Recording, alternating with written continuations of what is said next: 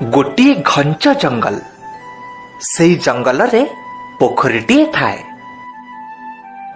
सेठिकी jungler अनेक पशुपक्षी पानी पीवाकू आसंती।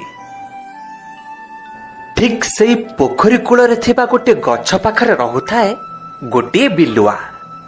से भारी अलसुआ। सबुदिन से जंगल भीतर को जाए, हेले निजे शिकार करिबा बदल रे अन्य जीवजंतु शिकार करी छाड़ी जाइथिबा पच्चा मांस को खाई पुणी घर को फेरी आसे। आउ घर को आसी पोखरी पानी पी अचिंता निदरे सोई जाए। एमिति एमिति बिलुआ बिना परिश्रम रे चली जाए। दिने से गछ पाखरे थाई भाबिला, एठिकी एते जीवजंतु पानी पीबा को आसुछंती, हेले से बाघटा काहेकि आसुनी के जानी। एठिकी बाघ जदि आसंता भारी भल हुंता। ए डौलो डौलो हरिण आउ ठेकुआ को देखी जेमिति हेले मारी खांता। बिलुआ एमिति भाबिबार कारण हेउछि जे जदि बाघ सेमानंकु मारी खाए ताहले शेषको ता पई भी किछि ताजा मांस छाड़िकी जानता। आउ सेई छाड़ा छुड़ा मांस रे से ता पेट पूजा करंता। ताकू आउ जंगल भीतर को जीवाकू पड़ंतानी। सेठी खाई सेठी सुअंता। एई आशारे बिलुआ सेठी अनेक दिन धरी बाघ को अनेई रहिला, हेले बाघर देखा दर्शन मिलिलानी। शेषरे बिलुआ बाघ को निमंत्रण करिबाकू जंगल भीतर को गला।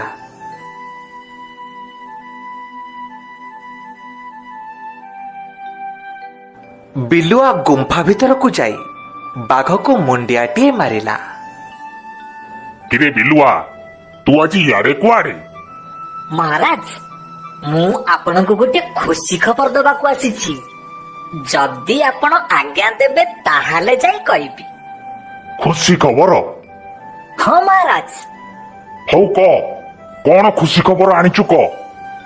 महाराज, आपण बोधे जानि नाहंती, ए जंगलर पूर्व पटरे गोटे पोखरी अछि। सेठिके सबुदिन बहुत जीवजंतु पानी पीबाकू आसुचंती। जदि आपण सेठिकी जाआंती, केटा दिन रे पूरा नाली पड़ी जिवे। आपणको आ याडे साडे जिबाकू पड़ंतानी। बिलुआ पाखरु एकथा सुनी बाघ मन खुश। से बिलुआ को कहिला, ठीक अछि, ताहले तू मते से पोखरी पाखु नै चल। हो महाराज, चलंतु चलंतु।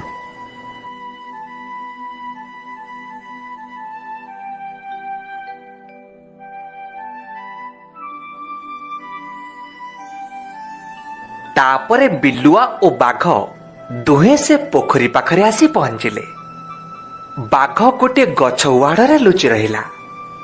आउ जेमिति गोटे ठेकुआ पानी पीबाकू आसी पहुंची, बाघ चटकी ताकू मारी बसिला। ठेकुआ को मारी प्रथमे बाघ ता पेट पूजा कला, आउ तापरे बिलुआ। ठीक से दिनठू बाघ गछ उहाड़े लुचि रहे। निज पसंदर शिकार आसिले से ताकू मारी खाए। आउ बाघ खिया सरिबा परे जहा किछि बळी पड़े ताकू बिलुआ मन खुशी रे खाए। एमिति एमिति किछि दिन चलिला। अनेक जीवजंतु से पोखरी को पानी पीबाकू आसी बाघर शिकार हेले। धीरे धीरे ए कथा जंगल सारा व्यापी गला। फलरे आउ केही जीवजंतु से पोखरी को पानी पीबाकू आसिलेनी।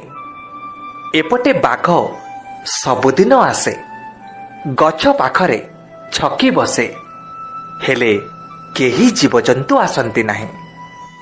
शेषरे भोक उपासरे संज को घर को फेरे।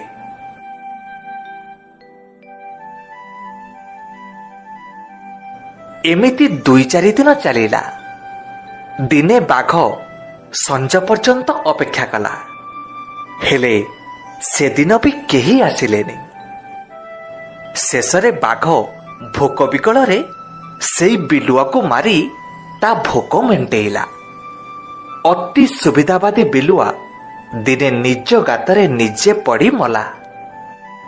ତେଣୁ ପିଲାମାନେ କେବଳ ନିଜ ସୁବିଧା ପାଇଁ ଶତ୍ରୁ ସହ ଗୁପ୍ତରେ ହାତ ମିଳେଇବା ବେଳେବେଳେ ଭାରି ମହଙ୍ଗା ପଡ଼େ।